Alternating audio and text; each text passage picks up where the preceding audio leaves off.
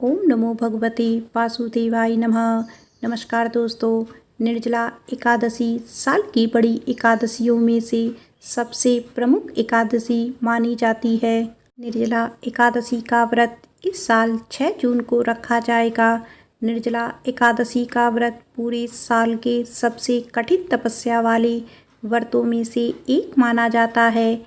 इस दिन पूरे दिन भूखे प्यासे रहकर व्रत किया जाता है और भगवान विष्णु की विधि विधान से पूजा की जाती है। मान्यता है कि सिर्फ निर्जला एकादशी का व्रत करने मात्र से ही आपको साल भर की सभी एकादशियों का व्रत करने के बराबर पुण्य की प्राप्ति हो जाती है। निर्जला एकादशी ज्येष्ठ मास के शुक्ल पक्ष की एकादशी को मनाई जाती है। आइए अब आपको बताते हैं निर्जला एकादशी की पूजा का शुभ मुहूर्त और पूजा विधि। हिंदू पंचांग के अनुसार निर्जला एकादशी का व्रत 6 जून को रखा जाएगा। एकादशी तिथि 6 जून को रात 2:15 पर शुरू होगी और यह 7 जून सुबह 4:47 पर ख़त्म होगी। इस प्रकार उदया तिथि के अनुसार निर्जला एकादशी व्रत 6 जून को रखा जाएगा। निर्जला एकादशी व्रत का पारण 7 जून को किया जाएगा। इस दिन व्रत रहकर विधि विधान से पूजा करने से आपको भगवान विष्णु की विशेष कृपा प्राप्त होती है। निर्जला एकादशी को भीमसेनी एकादशी भी कहा जाता है। कहते हैं पांडवों में सबसे शक्तिशाली भीम ने निर्जला एकादशी का व्रत सबसे पहले किया था।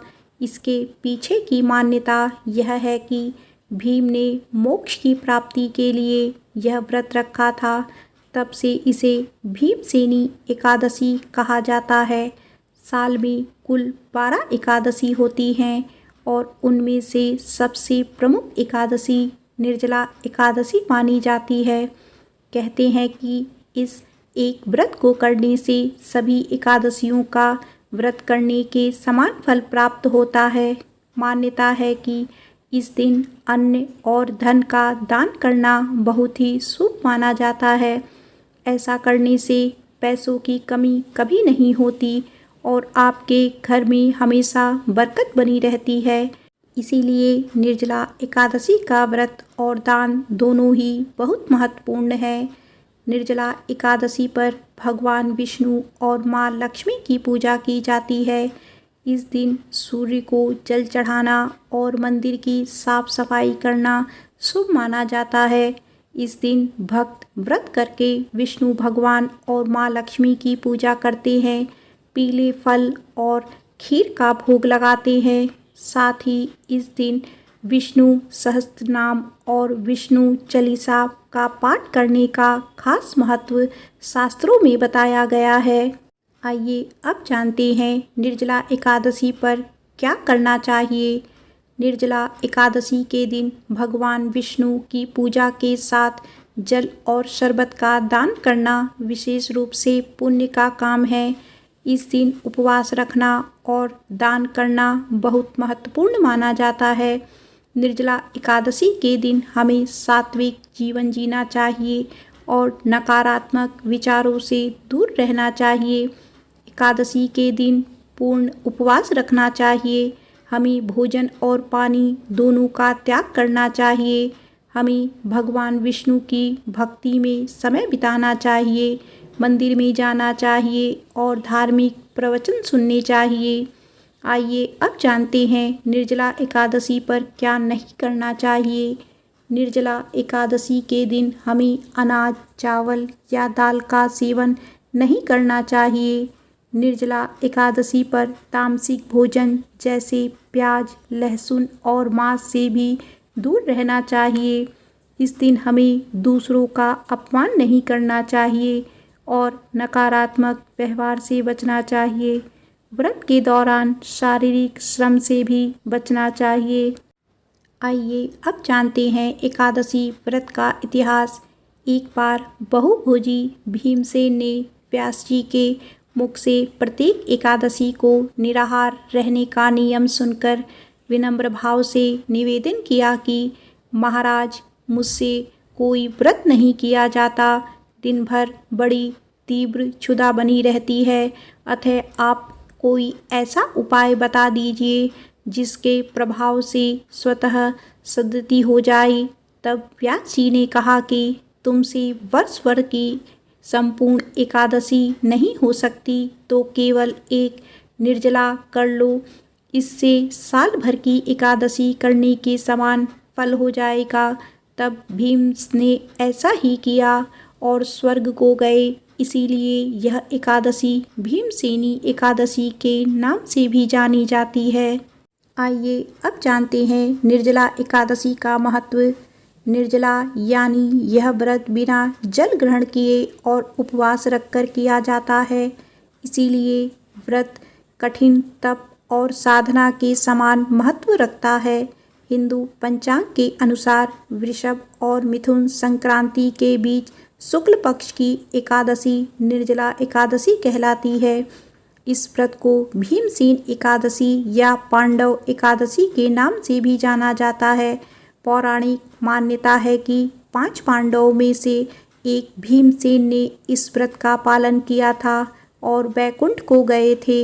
इसीलिए इसका नाम भीमसेनी एकादशी भी हुआ। सिर्फ निर्जला एकादशी का व्रत कर लेने से अधिक मास की 2 एकादशियों सहित साल की 25 एकादशी व्रत का फल मिलता है। जहाँ साल भर की अन्य एकादशी व्रत में आहार संयम का महत्व है, वहीं निर्जला एकादशी के दिन आहार के साथ ही जल का संयम भी जरूरी है। इस व्रत में जल ग्रहण नहीं किया जाता, यानी निर्जल रहकर व्रत का पालन किया जाता है। यह व्रत मन को संयम सिखाता है और शरीर को नई ऊर्जा देता है। यह व्रत पुरुष और महिलाओं दोनों द्वारा किया जा सकता है। व्रत का विधान है। आइए अब सुनते हैं निर्जला एकादशी व्रत की संपूर्ण कथा।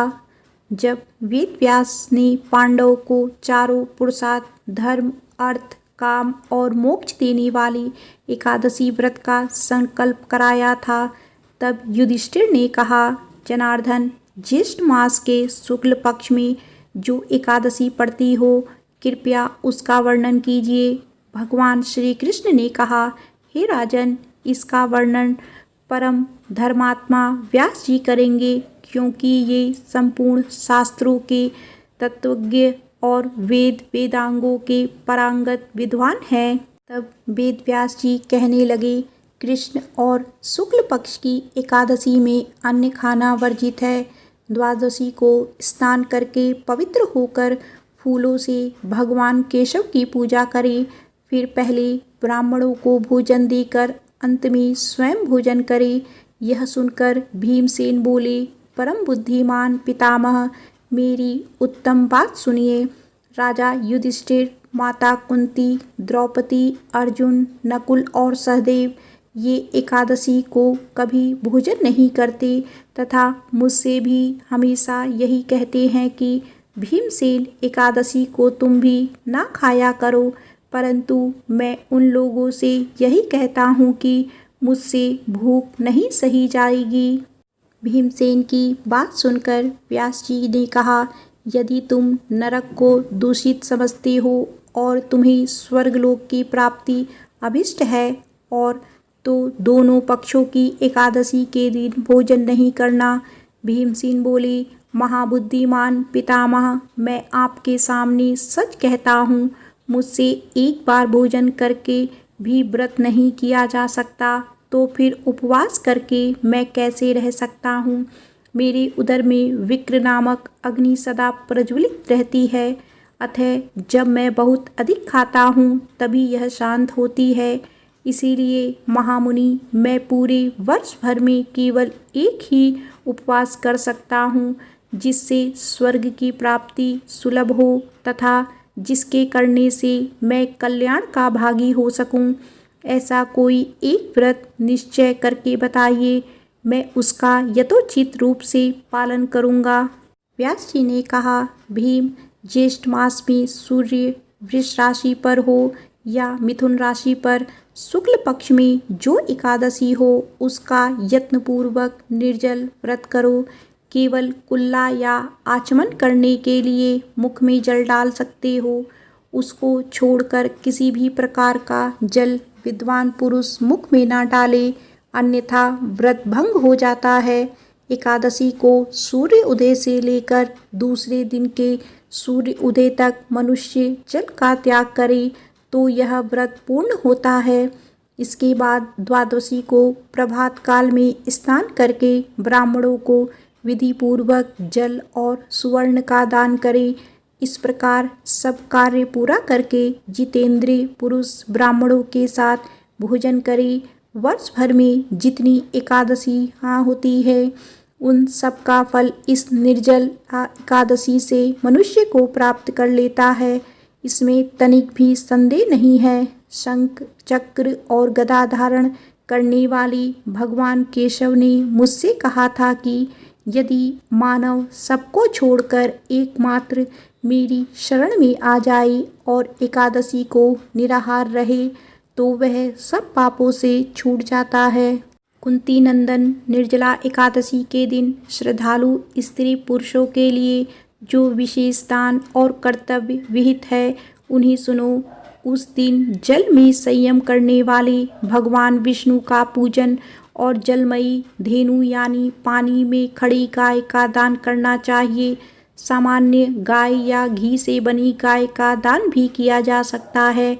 इस दिन दक्षिणा और कई तरह की मिठाइयों से ब्राह्मणों को संतुष्ट करना चाहिए। उनके संतुष्ट होने पर श्रीहरि मोक्ष प्रदान करते हैं। जिन्होंने श्रीहरि की पूजा और रात्रि में जागरण करते हुए इस निर्जला एकादशी का व्रत किया है, उन्होंने अपने साथ ही बीती हुई 100 पीढ़ियों को और आने वाली 100 पीढ़ियों को भगवान वासुदेव के परम धाम में पहुंचा दिया है। निर्जला एकादशी के दिन अन्न, वस्त्र, गौ, जल, शैया, सुंदर आसन, कमंडलू तथा छाता दान करनी चाहिए।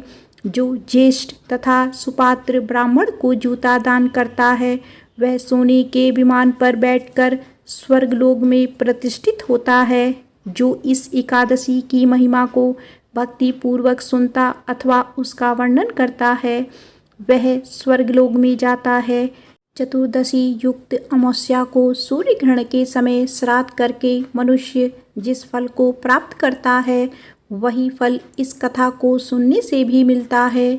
भीमसेन ज्येष्ठ मास में शुक्ल पक्ष की जो शुभ एकादशी होती है उसका निर्जल व्रत करना चाहिए। उस दिन श्रेष्ठ ब्राह्मणों को शक्कर के साथ जल के घड़े दान करने चाहिए। ऐसा करने से मनुष्य भगवान विष्णु के समीप पहुंचकर आनंद का अनुभव करता है। इसके बाद द्वादशी को ब्राह्मण भोजन कराने के बाद स्वयं भोजन करे। जो इस प्रकार पूर्ण रूप से पाप नाशनी एकादशी का व्रत करता है वह सब पापों से मुक्त आनंदमय पद को प्राप्त होता है। यह सुनकर भीमसेन ने भी इस शुभ निर्जला एकादशी का व्रत आरंभ कर दिया। एक बार प्रेम से बोलिए श्री हरि विष्णु भगवान की जय, माता लक्ष्मी की जय।